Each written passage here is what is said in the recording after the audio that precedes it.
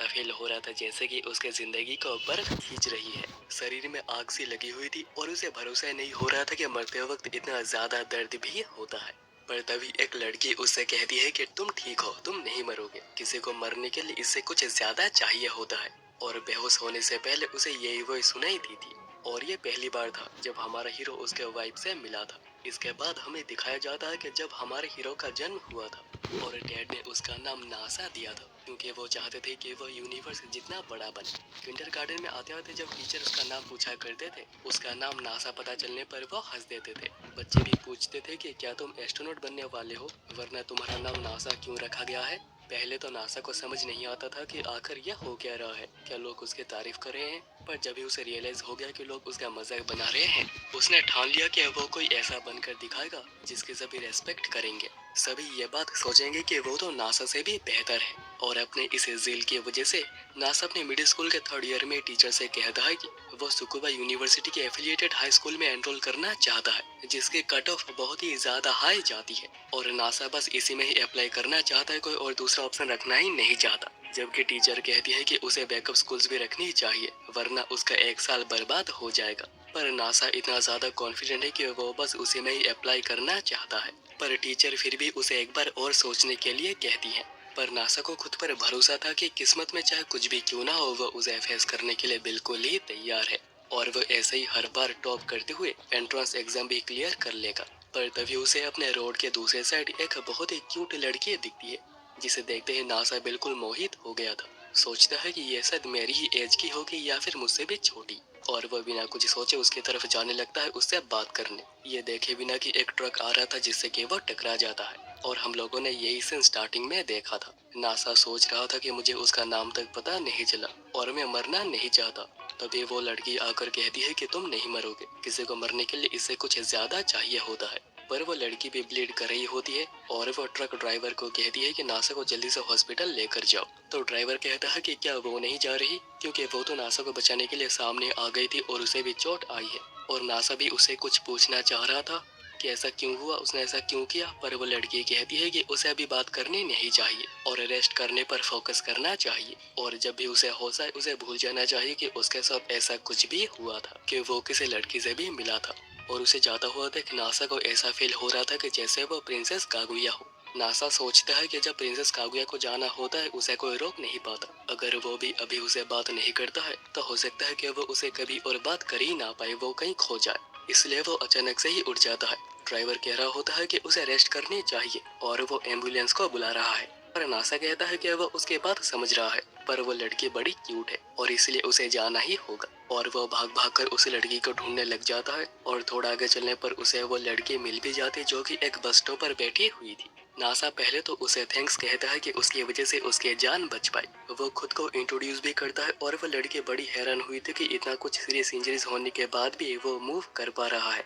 NASA कहता है कि वो उसे थैंक्स कहने के लिए आया है। तो लड़की उसे बैठने के लिए कहती है और उसके ब्लड को भी साफ करने लगती है। कहती है कि उसके पास एक ही लाइफ है और उसे इसकी केयर करनी चाहिए। और नासा तो बस उस लड़की के स्मेल से ही ठहर सा गया था। ऊपर से लड़की अपना कोट उतार कर उसे दे देती है, क्योंकि ब्लड लॉस बहुत ही ज्यादा हो गया है और उसे भी गर्माहट चाहिए। और नासा तो इसे ब्लास्ट करे जा रहा था, सोच रहा था कि ये तो बड़ी क्यूट है।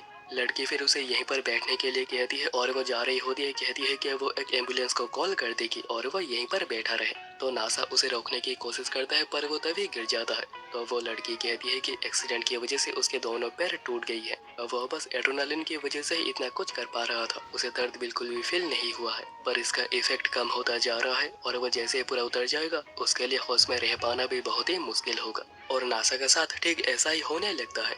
वो लड़की एम्बुलेंस बुलाने के लिए बाहर आ जाती है, पर नासा अगेन अपनी पूरी ताकत लगाकर बाहर आ जाता है। कहता है कि वो बिल्कुल प्रिंसेस कागुया जैसे लग रही थी और वो उसे जाने देना नहीं चाहता। वो अपनी पूरी कोशिश करना चाहता है उसे रोकने के लिए। और नासा ये भी कह देता है कि वो उस लड़की से प्यार करता है, ऑल्दो उसे उसका नाम तक नहीं पता। तो क्या वो उसे डेट करेगी। वो लड़की कहती है कि हम लोग एक साथ रह सकते हैं अगर तुम मुझसे मैरिज करो। और नासा भी बिना किसी दूसरे थॉट के कहता है कि हाँ मैं करूँगा। और ये कहने के बाद ही वो बेहोश हो गया था। और जब भी उसे होश आती है उसे बताया जाता है कि उस लड़की ने उसकी जान बचाई है, अगर वो ना होती तो नासा के वहीं पर ही डेथ हो गई होती। पर वो लड़की अभी जा चुकी है और नासा को उसका नाम तक नहीं पता। और उसने मैरिज के बाद करी थी डैड को हाँ करने के बजाय। शायद उसका यही तरीका था उसे रिजेक्ट करने का। नासा इसके बाद ठीक होकर वापस आ जाता है, पर तब तक एंट्रेंस एग्जाम के टेस्ट हो गई थी और वो एक साल पीछे रह गया था। इसलिए वो नेक्स्ट ईयर अगेन ट्राई करता है और टॉप भी करता है, पर उसका हाई स्कूल जाने का कोई भी मन नहीं था। अब वो एक स्टोर पे काम करना शुरू करता है इस होप में कि एक दिन वो उस लड़की से अगेन मिल पाएगा। अब वो अकेला भी रहना शुरू कर देता है, क्योंकि वो दिन रात काम करता रहता था, जिससे कि उसके पेरेंट्स को बहुत ही ज्यादा चिंता होती। इसलिए उसने एक स्मॉल अपार्टमेंट भी रेंट पर ले ली थी और ऐसे करते हुए वो 18 साल का भी हो गया था। और अभी तक उसके सेविंग्स भी बहुत ही ज्यादा हो गई है, पर उसे ये पैसे नहीं चाहिए। वो तो बस उस लड़की से एक बार और मिलना चाहता है। इतने में डोरबेल बजती है और चेक करने पर ये तो वही लड़की थी। अब वो अपना नाम सुकासा बताती है, कहती है कि उसे कुछ जरूरी चीजें डिस्कस करनी है। नासा सोच रहा था कि वो तो बिल्कुल स्ट्रेंजर्स है और पहली बार कोई लड़की उसके घर आई है। वो उसे कॉफी सर्व करता है और सोच रहा होता है कि वो कितनी क्यूट है, और बस उसके घर आने से ये घर बिल्कुल महक उठा है। नासा फिर पूछता है कि क्या बात करनी है, तो सुकासा उसे मैरिज रजिस्ट्रेशन के फॉर्म दिखाती है, जो देखते ही नासा बहुत ही ज्यादा शॉक हुआ था। सुकासा कहती है कि क्या वो भूल गया है, उन्होंने बात की थी कि बस मैरिज करने पर ये दोनों एक साथ रह सकते हैं। नासा इतना शौक होता है कि वो बिलीव ही नहीं कर पा रहा होता है कि ये सब कुछ सच में हो रहा है। और सुकासा को लगता है कि नासा बिल्कुल भी सीरियस नहीं था और ना ही अभी है, इसलिए वो जा रही होती है, पर नासा उसे रोकता है। कहता है कि वो काफी ज्यादा शॉक्ड हुआ है, पर उसने मना नहीं करा है।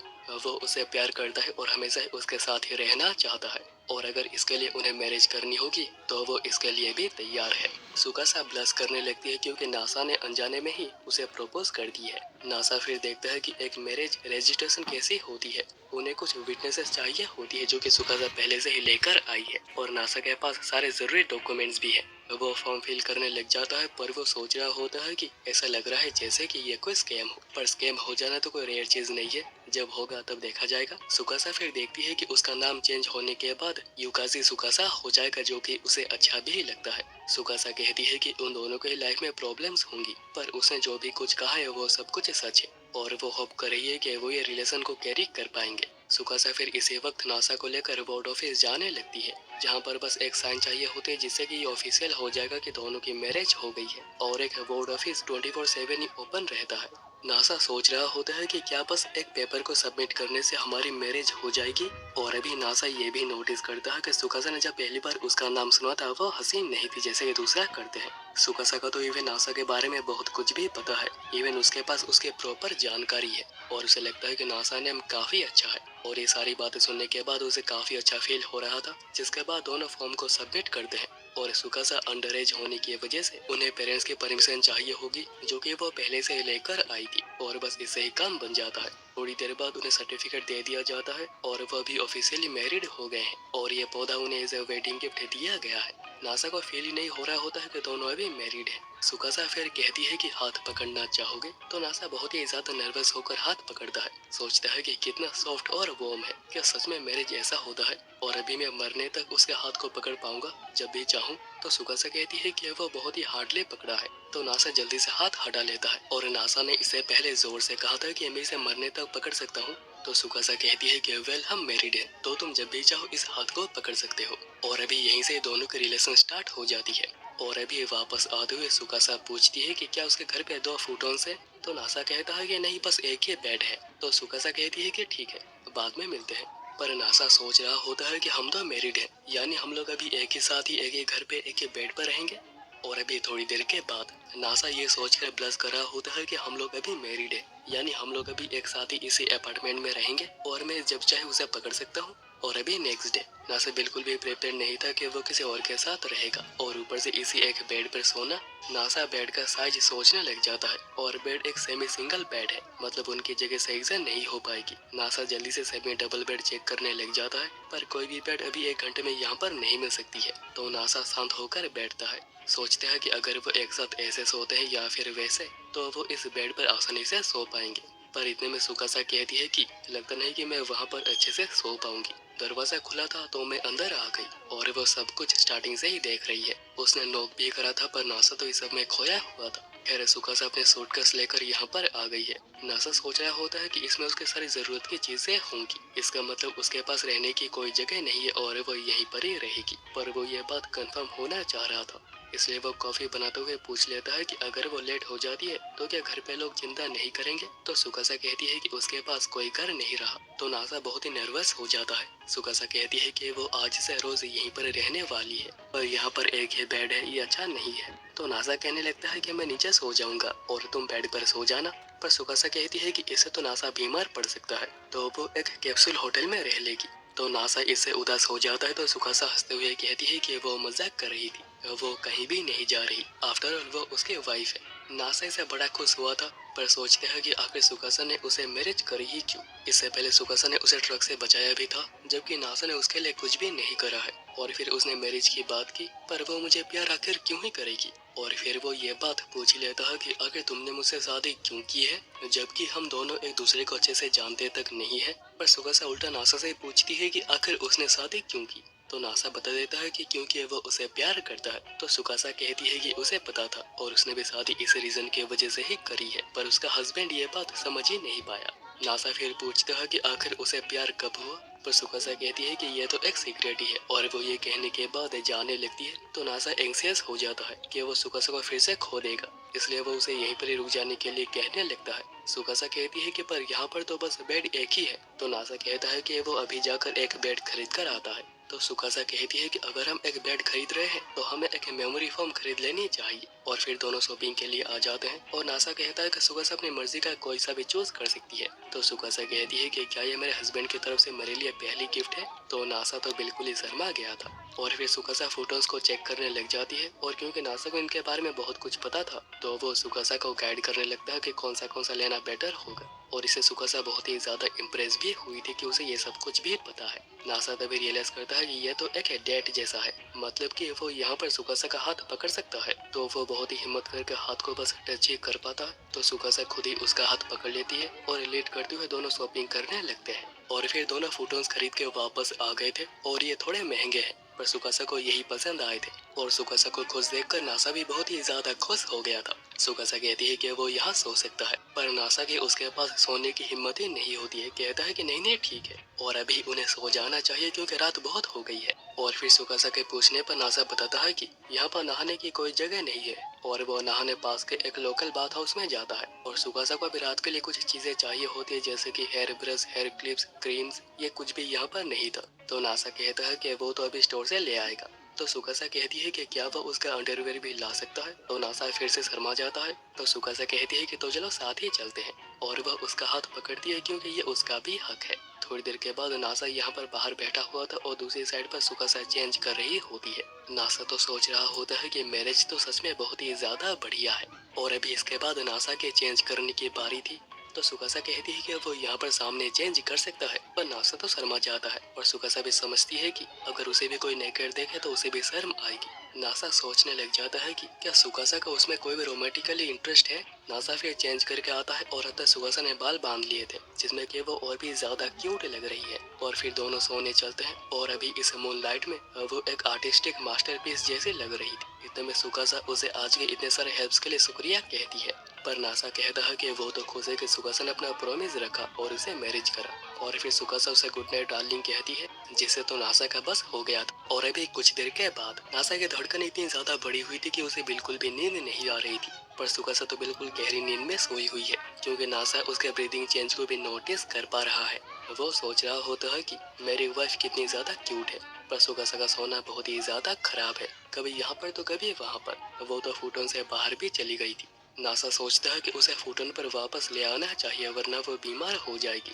पर वो उसे डायरेक्ट टच करने से डर रहा था, तो वो कंबल का यूज करके उसे एगन फूटन पर ले आता है। वो सोचता है कि उसे ऐसे हक करना बिल्कुल भी ठीक नहीं होगा, पर नहीं, वो तो अभी मैरिड है, तो एक गुड नाइट किस तो चलती है। पर वो जैसे उसके पास किस करने के लिए जाता है, सोचता है कि अगर ये उन दोनों की पहली किस है तो दोनों को जगह होना चाहिए, तभी ये अच्छा लगेगा। इतने में अचानक सुकासा उठती है और नासा सोने की एक्टिंग करने लगता है। सुकासा उठी थी पानी पीने, और नासा रिलीव्ड होता है कि उसे किसके बारे में कुछ भी पता नहीं चला। पर फिर सुकासा आकर उसके पीछे खड़ी हो जाती, जिससे कि नासा बहुत ही ज्यादा घबरा जाता है, कहीं उसका मुझे किस करने का प्लान तो नहीं है, या फिर मुझे हक करने का। पर सुकासा वहीं पर ही सो जाती है और एंड में उसका कंबल भी ले जाती है, और नासा उसे मांग भी नहीं पाता और उसे पूरी रात ऐसे ही सोना पड़ता है। नेक्स्ट डे नासा बिलीव ही नहीं कर पा रहा होता है कि उसने अपनी वाइफ के साथ एक रात गुजार दी।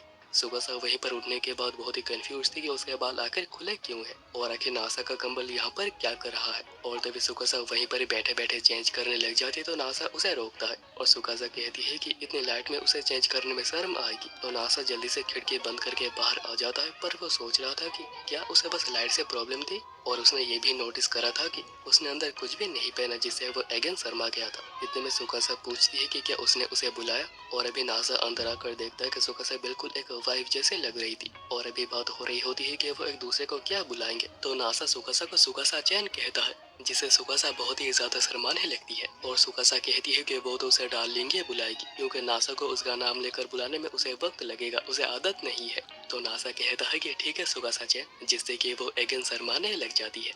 सुकासा इसके बाद ब्रेकफास्ट बनाने की बात करने लगती है तो नासा कहने लग जाता है कि वो इस एप्रोन में किसी की वाइफ लग रही है। तो सुकासा कहती है कि किसी की, तुम्हारी कहो। सुकासा देखती है कि फ्रिज में बहुत सारी चीजें रखी हुई है, मतलब कि नासा खुद ही कुकिंग भी करता है।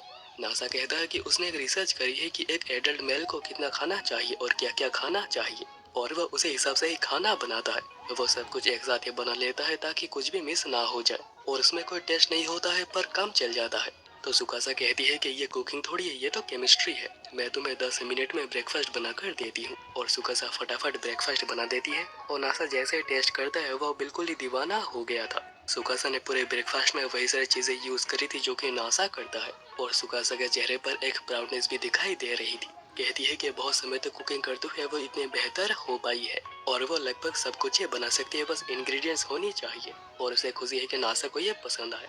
सुकासा फिर बाथ हाउस के बारे में पूछती है तो नासा कहता है कि वो अभी ओपन हो गया होगा तो उन्हें चलना चाहिए, पर सुकासा कहती है कि उसे बाल धोने में वक्त लगेगा। तो नासा कहता है कि कोई बात नहीं, मैं वेट कर लूंगा, पर वो ये बात नहीं बताता कि वो ये देखना चाह रहा है कि सुकासा नहाने के बाद आकर कैसे दिखती है। सुकासा उसे शैम्पू वगैरह के बारे में पूछती है तो नासा के पास बस एक ही कप का पड़ा हुआ था, इसलिए दोनों बाथ हाउस जाते हुए सुकासा शैम्पू, लोशन, मॉइस्चराइजर सब कुछ ही खरीदती है। और नासा तो शौक होता है कि लड़कियां कितना कुछ यूज करती है, पर वैसे सुकासा के बाल और उसकी स्मेल हमेशा ही बहुत ही ज्यादा अच्छी होती है। नासा फिर सुकासा को लेकर आ जाता है और वहाँ पर एक लड़की काना में थी जो कि साफ सफाई कर रही थी और वो नासा को सेनपाई कह रही थी। नासा उसे सुकासा से इंट्रोड्यूस करवाता है, पर काना में तो शौक होती है कि नासा को लड़कियों में इंटरेस्ट है। उसे लगा था कि नासा इतना ज्यादा पढ़ाकू है कि उसका गाजर ही सड़ गया होगा। बेचारे की उसकी वाइफ के सामने ही इज्जत डुबा दी। सुकासा पूछती है कि ये लड़की कौन है तो नासा बताता है कि उसके मिडिल स्कूल के जूनियर और अभी वो 15 साल की है और ये बात उसके फैमिली ही ओन करती है और वो यहाँ पर हेल्प कराती रहती है। वो बस फ्रंट यार्ड में रहती है ताकि लोग उसे देखकर और भी ज्यादा आए, जैसे कि नासा भी आता है। पर नासा कहता है कि नहीं नहीं, ऐसा बिल्कुल नहीं है और काना में हमेशा डबल मीनिंग बातें करती रहती है तो उसके बातों में बिल्कुल भी ध्यान मत देना। काना में फिर पूछती है कि क्या ये लड़की तुम्हारी गर्लफ्रेंड है तो नासा कहता है कि नहीं, मेरी वाइफ है, हम लोग मैरिड हैं। तो काना में तो बहुत ही ज्यादा शौक होती है, समझ नहीं आता है कि बात कैसे करे, पर पहले वो उसे कॉन्ग्रेचुलेट करती है और गिफ्ट के तौर पे आज दोनों के लिए बाथ हाउस बिल्कुल ही फ्री है। और फिर सुकासा नहाने जाती है और फिर नासा भी जा रहा होता है, पर काना में कहती है कि किसने कहा कि तुम फ्री में जा सकते हो। तो नासा कहता है कि तुमने तो अभी कहा फ्री। तो काना में कहती है कि वो बस तुम्हारे वाइफ के लिए था, पहले तुम्हें एक्सप्लेन करना होगा कि ये सब कुछ कैसे हो गया। तुम्हें पता भी है ये खबर पाने के बाद मैं कितनी ज्यादा शॉक्ड हूँ। तो नासा कहता है कि तो क्या इसका मतलब। काना में कहती है कि उसने सोचा था कि नासा अपनी पूरी लाइफ अकेले ही बिता रहा होगा और वो जब भी 30 साल का हो जाएगा वो तब भी सिंगल होगा और काना में की तरफ देखकर कहेगा कि मैं अपनी मैजिक छड़ी यूज करना चाहता हूँ। और तभी काना में उसके सामने आएगी और कहेगी कि मेरे ऊपर उसे यूज कर सकते हो और ये उसका सपना था। तो नासा कहता है कि उसे ये सब कुछ बिल्कुल सोचना नहीं चाहिए। काना में फिर कहती है कि उसकी वाइफ तो बिल्कुल उसी के एज की लगती है। तो नासा भी कहता है कि हाँ वो 16 साल की है। तो काना में उसे जोर से लॉलीकॉन कहकर पीट देती है और लॉलीकॉन का मतलब होता है जिनको अंडर एज गर्ल्स में इंटरेस्ट होता है। और लोग ये बात सुनने के बाद दोनों को गलत समझने लगते हैं तो दोनों को सभी लोगों से पहले माफी मांगनी पड़ती है। काना में फिर पूछती है कि क्या नासा ने ये बात आया से कही है। तो नासा कहता है कि पर आखिर उसे बताना क्यों है। तो काना में कहती है कि तुम गधे हो, पर अभी के लिए हम लोग ये बात सीक्रेट ही रखेंगे। वैसे सेरेमनी कब है। तो नासा कहता है कि उसने अभी तक ऐसा कुछ सोचा नहीं है और वैसे भी सेरेमनी बस एक पैसे की बर्बादी ही होती है। काना में पूछती है कि तो रिंग का क्या सोचा। नासा कहता है कि क्या एक रिंग चाहिए होती है। तो काना में पूछती है कि उसने प्रपोज तो करा है ना। तो नासा कहता है कि शायद नहीं करा। तो काना में कहती है कि शायद इसे कोई आइडिया ही नहीं है। वो सेरेमनी रिंग प्रपोजल को वेस्ट समझता है, उसे तो तब मैरिज करनी ही नहीं चाहिए थी। वो ये बात समझ रही है कि नासा ने उसे चूज करा है और दोनों ने मैरिज की है, तो अभी उसकी रेस्पॉन्सिबिलिटी है कि वो उसे खुश रखे। और ये कोई लॉ नहीं है जो कि उसे कोई बताएगा, उसे खुद ही अपने वाइफ को दिखाना होगा कि आखिर वो उसके लिए क्या फील करता है, वो उसके लिए क्या मायने रखती है। नासा शौक होता है कि काना में 15 साल की होने के बाद भी इतनी ज्यादा मेच्योर है। तो काना में कहती है कि मेरे एज के बारे में कुछ मत कहो और अपने वाइफ को खुश करने के बारे में सोचो। और नासा भी ठान लेता है कि वो हमेशा ही अपनी वाइफ को खुश रखेगा। ऑल्दो उन्होंने कोई सेरेमनी नहीं करी है, कोई रिंग नहीं दी है और उसने अभी तक उसे प्रपोज भी नहीं करा है, पर वो कॉन्फिडेंट है कि वो उसे खुश रखेगा। और रीजन ये है कि वो सुकासा से प्यार करता है। और तभी सुकासा ये सारी बातें सुन लेती है जो कि उसे नहाने के लिए कहने आई थी, और उसे भी थोड़ी शर्म भी आ रही थी। नासा को लग रहा होता है कि सुकासा उस पर नाराज हो गई है, पर सुकासा कहती है कि ये काफी एम्बेरेसिंग था, पर फिर भी यह बात जानकर मुझे काफी खुशी हुई। जो सुनने के बाद नासा बिल्कुल ही लाल पड़ गया था। इसके बाद नासा नहाते हुए सोच रहा होता है कि तो ये एक बात एपिसोड है जो कि एक एनिमे के अंदर कभी भी आ जाता है, जहाँ पर एक हीरोइन अपने कपड़े निकालने लग जाती है और ये सब कुछ एक बाथ हाउस में होता है। और एंड में जब हीरो ये सब कुछ देख लेता है तो हीरोइन चिल्लाती है और उसे एक ठरकी कहती है, तो आज ये वो लकी डे है। हाँ, वो अपनी वाइफ को नेकेड देख सकता है और क्योंकि वो उसके वाइफ है तो कुछ होगा भी नहीं और सब कुछ मजा आएगा। पर इतने में काना में जो कि साफ करने अंदर आ गई थी, नासा का गाजर देख लेती है और हंसने लगती है।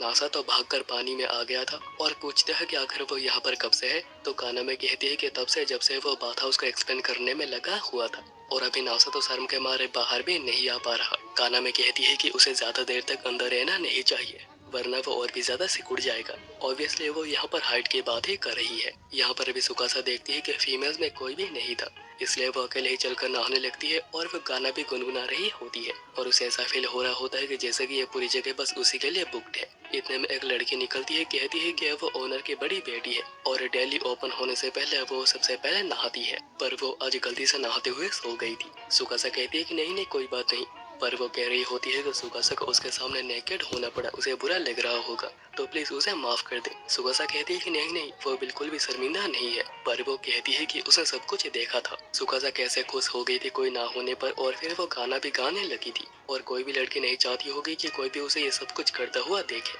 तो क्या एज एन एपोलॉजी वो उसके नहाने में मदद कर सकती है। और ओनर की बेटी होने की वजह से वो नहीं चाहती है कि कोई भी कस्टमर यहाँ से नाराज होकर जाए। पर सुकासा कहती है कि जब भी उसे कोई टच करता है वो एंग्जियस हो जाती है, पर वो कह रही होती है कि ये स्पेशल है, उसे मजा आएगा।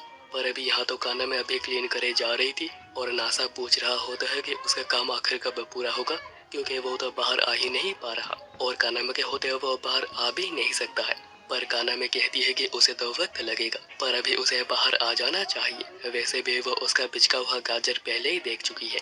और अभी यहाँ पर वो लड़की सुकासा को नहाने में हेल्प कर रही होती है और सुकासा को भी काफी अच्छा लग रहा था। वो लड़की कहती है कि सुकासा की स्किन बहुत ही ज्यादा बढ़िया है, जैसे कि कोई सिल्क हो, पर सिल्क तो एक लार्वा बनाता है ना, तो हमें किसी के भी स्किन को इससे कंपेयर करना नहीं चाहिए। इसलिए वो कहती है कि सुकासा की स्किन बिल्कुल ही आईफोन जैसी है, पर वो सोचती है कि ये तो एक कंपनी है जो कि इलेक्ट्रॉनिक्स बनाती है, और फिर वो अगेन सॉरी सॉरी कहने लग जाती है। सुकासा सोच रही होती है कि पता नहीं क्यों ये लड़की थोड़ी थोड़ी नासा जैसी लग रही है। और फिर वो लड़की अपना नाम अरिसुकावा आया बताती है, यानी काना में और नासा इसी की बात कर रहे थे। और फिर सुकासा भी अपना नाम यूजाकी सुकासा बताती है। तो आया कहती है कि ये सरनेम तो नासा का है, तो क्या तुम उसके रिलेटिव हो? तो सुकासा हाँ कहती है। आया कहती है कि अच्छा, तो उसके सिस्टर होगी। हाँ।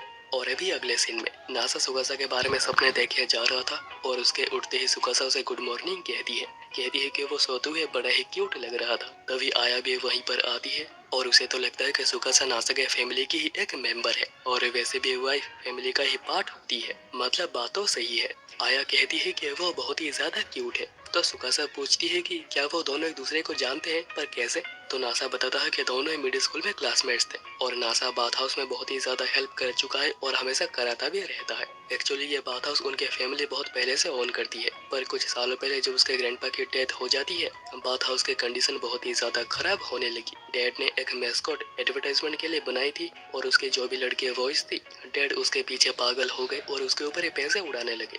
और जब ऐसा लगा कि उनके फैमिली रास्ते पर आ जाएगी, नासा ने सब कुछ एनालाइज करा, जैसे कि कहाँ कहाँ पर गड़बड़ हो रही है, कैसे कैसे उन्हें फंड मिल सकते हैं, और नासा के हेल्प के बाद ही उनका बाथ हाउस अगेन चल पड़ा। और तभी किसी ने भी हेल्प नहीं करी थी, उनके रिलेटिव्स ने भी नहीं। बस नासा ने हेल्प करी थी और वह हमेशा इसके लिए ग्रेटफुल रहेंगे। इसके बाद वापस आते हुए सुकासा कहती है कि वो बहुत ही सरप्राइज हुई है और आया बहुत ही ज्यादा क्यूट है। नासा कहता है कि हाँ वो बहुत ही क्यूट है और वह स्कूल में हमेशा से पॉपुलर भी थी और हाई स्कूल में तो वो और भी ज्यादा क्यूट होने लगी है। शायद ही कोई ऐसा होगा जो कि उसे लाइक ना करता होगा, पर वो ये नोटिस करता है कि सुकासा कुछ अजीब लग रही है। तभी वो देखता है कि सामने एक मैरिज हो रही होती है और नासा को लगता है कि शायद सेरेमनी रिंग ये सब ना पाने की वजह से सुकासा खुश नहीं है, वह गुस्सा है। पर सुकासा इस वजह से गुस्सा हो रही होती है कि नासा आया की तारीफ कर रहा था। नासा तभी पूछता है कि क्या तुम उसकी वजह से परेशान हो। सुकासा